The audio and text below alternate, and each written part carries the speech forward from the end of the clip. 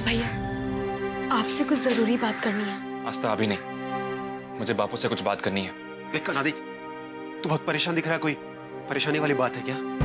देख एक बात ध्यान रखना, बापू की हिम्मत नहीं है कि वो और दुख झेल सके। हाँ भैया, बापू की हालत बहुत खराब है और माँ को भी बापू के सामने भाभी से ऐसे बात करने का बहुत पछतावा है। इसीलिए तो हम सब ने अपने चेहरे पे मुस्कुराहट बना रखी है।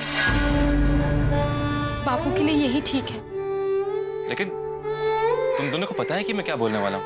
देख, तुझे जो बात करनी है कर, मगर एक बात का ध्यान रखना, बापू की तबीयत खराब ना होने पाए।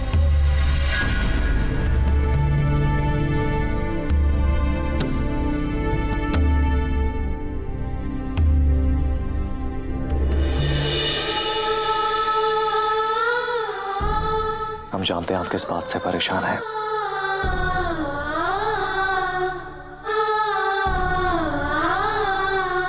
हम आपके दिल की धड़कन सुन लेते हैं, तो क्या आपके मन की बात नहीं जान सकते? आप इसी बात से परेशान हैं ना कि आपकी सहेली कैसी है जो ट्रेन में हमारे साथ थी?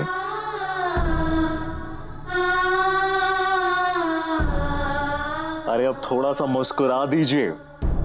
आपकी सहेली और उनके पति बिल्कुल ठीक। सच? सच्ची। आपको ये बात कैसे पता? मैंने रेस्क्यू कैंप में फोन किया था और वहीं से पता चला कि वो दोनों बिल्कुल ठीक हैं। अरे शिवशंकर, तारा लाख लाख शुक्र है, हमारी भाईली सुरक्षित है, अपनी बींद के साथ है। हाँ, उसे अपनी बींद का प्यार मिल रहा होगा और अटे मैं आपको परेशान किए जा रही हूँ। मेरे ख्याल से आप मुझसे प्यार ही नहीं करती। अरे नाना जेना, मैं तो आपसे बहुत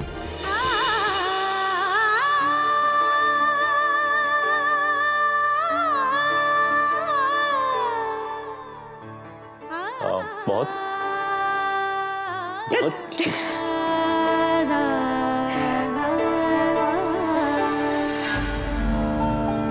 आपको एक बात करनी थी आपसे।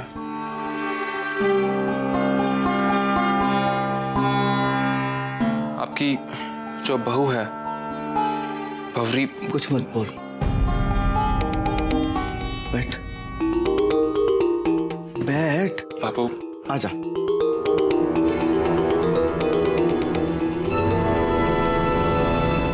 अनादि, मुझे पता है बेटा, हम बड़ी किस्मत वाले हैं कि हमें बावरी जैसी सुशील बहू मिली। तुझे पता है कि इतना बड़ा दिल का दौरा मैं कैसे झेल गया? क्योंकि मेरी आंखें बिना बहू को देखे कैसे बंद हो सकती थी बेटा? एक काम कर, बैठा मुझे।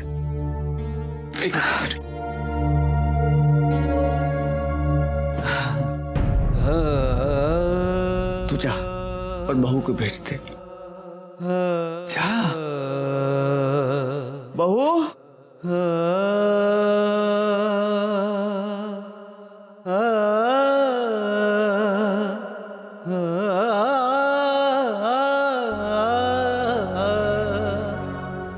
आजा। हाँ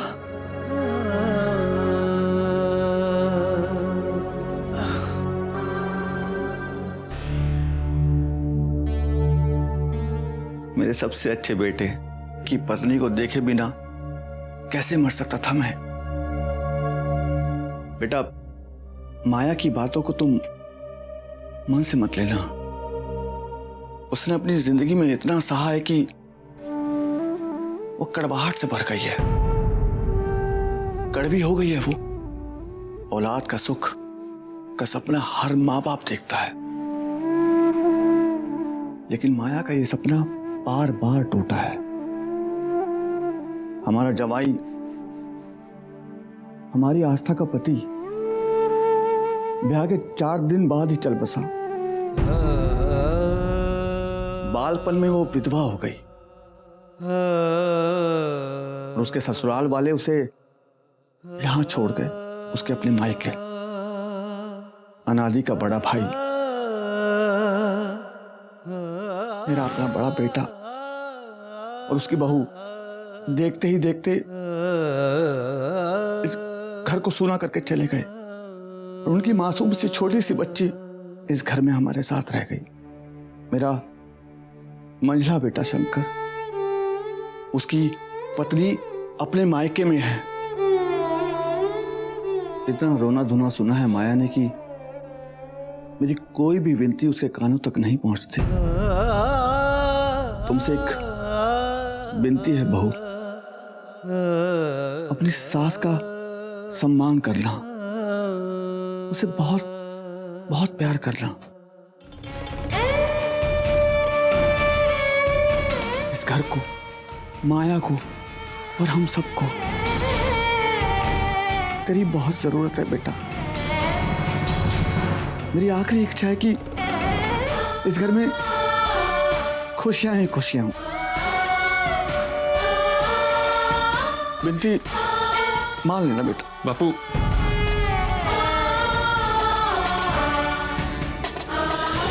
एक बार प्यार से आप हमारा नाम लीजिए। आपको आपका नाम ना पता है क्या? मैडम, नाम तो हमें मालूम है और लोग हमें उससे बुलाते भी हैं। अच्छा, एक बार आप अपने कोमल होठों से हमारा नाम पुकारें ताकि वो और भी मीठा हो जाए।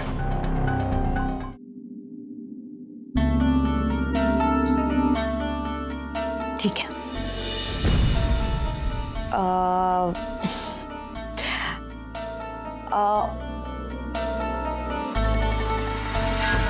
ना भवरी, अपने बींद का नाम शादी से पहले कभी नहीं लेते। कहते हैं कि बींद का नाम लेने से ना उनकी उम्र कम हो सकती है। ये हमेशा याद रखना। अरे कहाँ खो गए आप? क्या हुआ? कुछ ना, वो बोलते हैं कि अगर अपने बींद का नाम अपने मुंह से लो तो बींद की उम्र कम हो जाती है। ये सही, मतलब आपको उम्र की पड़ी है, यहां पर आपको हमारा प्यार नहीं दिखाई दे रहा। पता, हम आपसे बातें नहीं करते। अरे पर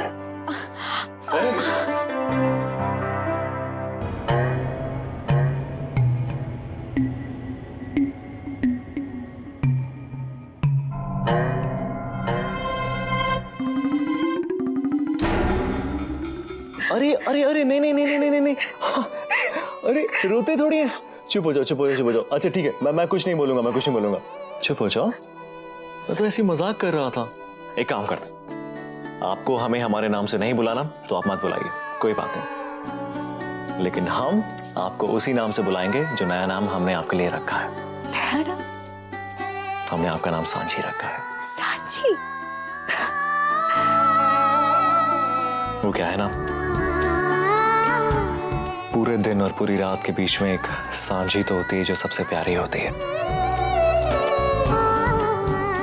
जो सबको मिलाती है, दिन को रात से मिलाती है, मुसाफिर को उसकी मंजिल से मिलाती है। और जब दिन भर तपने के बाद सूरज थक जाता है तो सांझ की गोद में जाकर आराम कर लेता है। और जब पहली बार हमने आपको देखा था ना, ऐसा लगा था जैसे हमारी झुलसती हुई जिंदगी में एक सांझ की ठंडक आ गई है। और उसी दिन हमने फैसला कर दिया था कि हम आपका नाम सांची रखेंगे। तुम्हें पसंद आया? हमारे को बिल्कुल अच्छा लगा।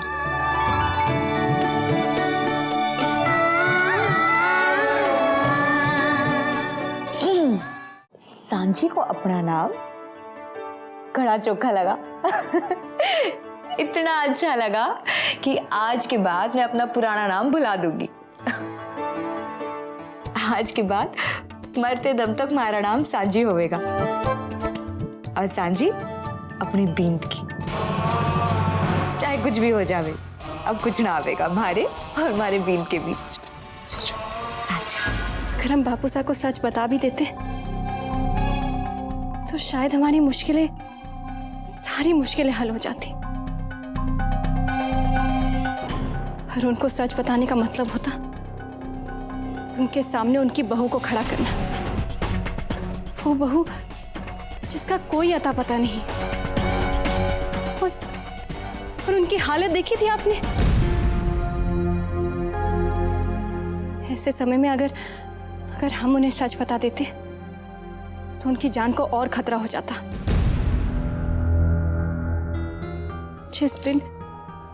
जिस दिन हमें भवरी का पता लगेगा, हम उनकी बहू को उनके सामने लाकर खड़ा कर देंगे। उसी दिन इस सच का खुलासा होगा। तब तक इस सच को छुपाए रखना ही उनके लिए ठीक होगा। अफूसा इस वक्त इसको सहने के काबिल नहीं है।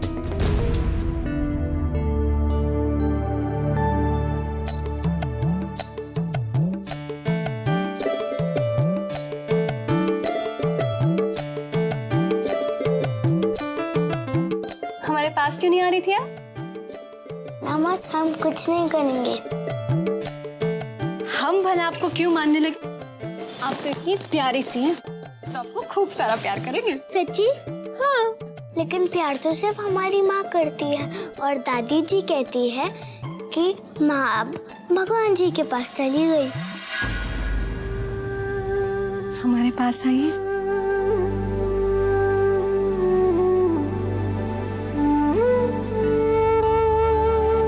आप तो बिल्कुल माँ जैसी है। अरे ओ अनादि, अरे बहू के पल्लू से हट और उसे नीचे लेकर आ। तेरे बापू ने कहा है रस्में निभाएं, उसके लिए नई बहू को लेकर तुझे नीचे आना पड़ेगा। नीचे आओ और निभाओ रस्में। कुलदेव के आगे माथा टेक लो, प्रणाम करो।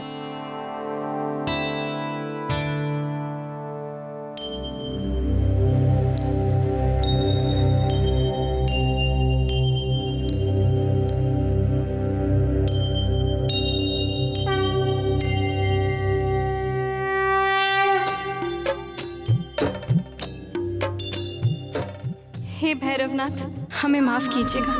जिन रस्मों पर हमारी भाईली का अधिकार है वो हम बिल्कुल नहीं करना चाहते, लेकिन क्या करें, हमें ये सब बापूसा की सेहत और उनकी खुशी के लिए करना पड़ रहा है। हमें पक्का यकीन है कि आप जल्दी हमारी भवरी को यहाँ भेजेंगे और हमें हमारे शौर्य जी से मिलवाएंगे। हाय राम तेरी माया, कहीं धूप कहीं छाया। अरे लो, यहाँ पे तो रस्में हो रही है। थोड़ी देर के लिए मछला अपने घर क्या गई, अपने पति के पास क्या गई, मायके वाले तो उसे भूल ही गए। मछला बुआ, शांति से बात करो ना। आपको मालूम है ना बापू की तबीयत खराब है। काम के वक्त मछला चाहिए और खुशियाँ उसके बिना मनाई जाएंगी। हाय, ये तो कोई अच्छा इंसाफ नहीं हुआ मछला के साथ। बुआ, बापू की खुशी के लिए ही तो हम सब अपने दुख को अपने चेहरे की मुस्कान में छुपाए बैठे हैं। और बुआ, आप तो अपने आप आ जाती हो, इसीलिए तो बुलाने नहीं आए। अरे रहने दे आस्था, घर में सबसे छोटी है लेकिन बातें सबसे बड़ी बड़ी करती। हाँ जी, मैं ये कह रही थी शायद ही ऐसा कोई हो जिसे ससुराल और मायका दोनों का सुख मिले है। अब कोई जले तो जले, पर मेरा ससुराल पड़ोस में है भाई, मायके का प्रेम छूटे ही ना। क्यों भाभी? बिल्कुल सही कहा मछला जी। हाँ, अरे बहू, अब तो मछला आ गई है, अब सब कुछ ठीक हो जाएगा। हाँ, अरे ये ये कुमकुम में तुम दोनों जोड़े से अपना हाथ डाल लो और दीवार पे छापा लगा।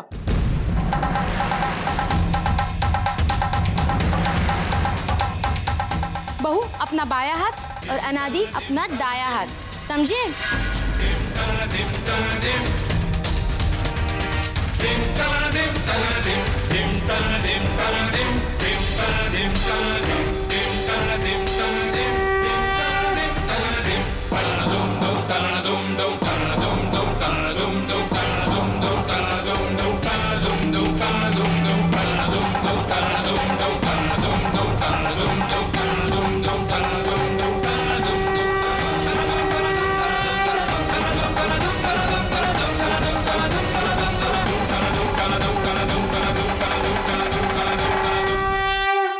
दुख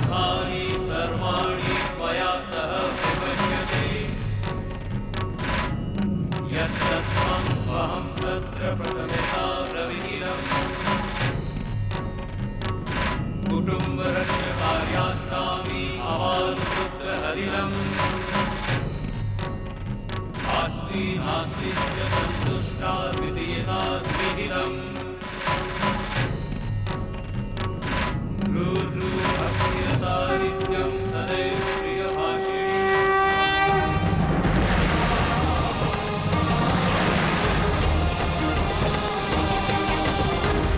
अरे बेटा चलो बहू को गोद में उठाने की रस्म शुरू करो। शर्मा क्यों रहा है? अपनी पत्नी को गोद में उठा ले। वैसे भी बाद में सिर पे बिठाना ही है। क्यों भाभी? सिर पे तो पहले से ही बिठा कर रखा है। उठा ले गोद में और घुमा दे। हाँ। पूरी कर रस। हाँ भैया उठाओ ना, देर क्यों कर रहे हो?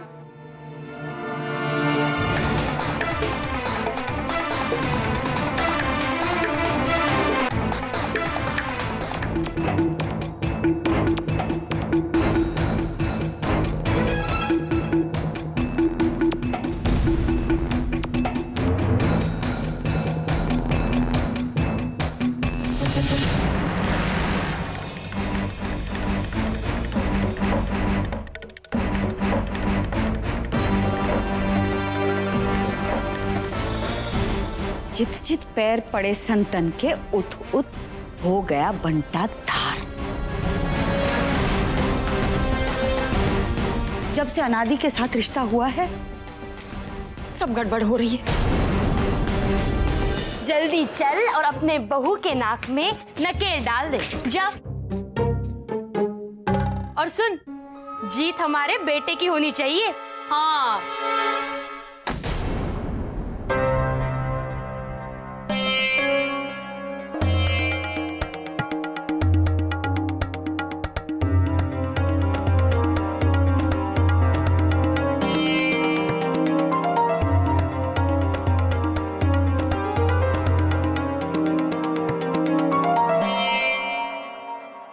मेरी वजह से कितना सहना पड़ रहा है आपको।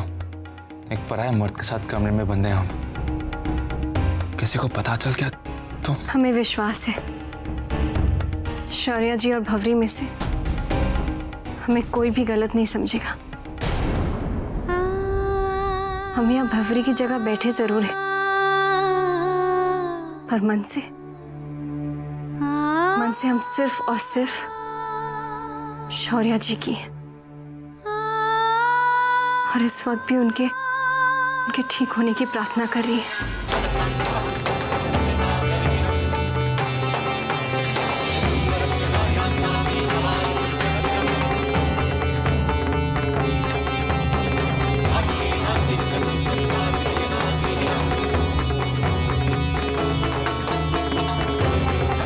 हमारी इन सुहाग की चूड़ियों पर सिर्फ और सिर्फ शौर्या जी का नाम है।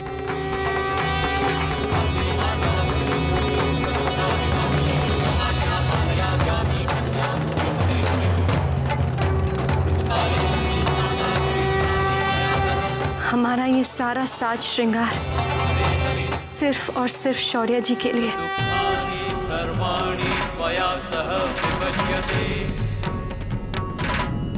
यत्तत्त्वं वहं तत्र प्रथमेथा प्रविहितम् कुटुम्बरक्षकार्यास्तामि अबालपुत्रहदिदम्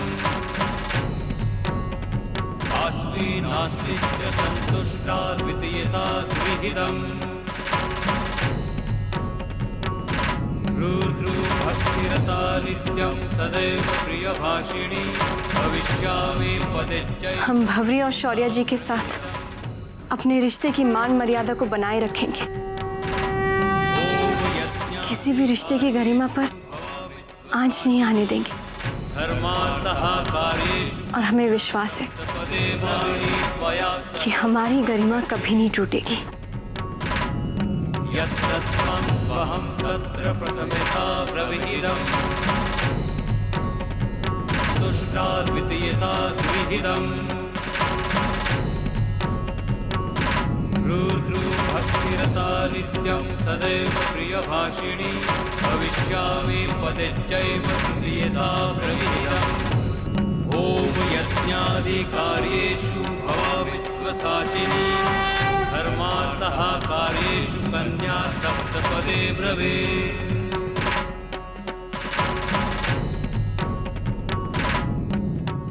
यत्तत्त्वं त्वं ब्रवीरम्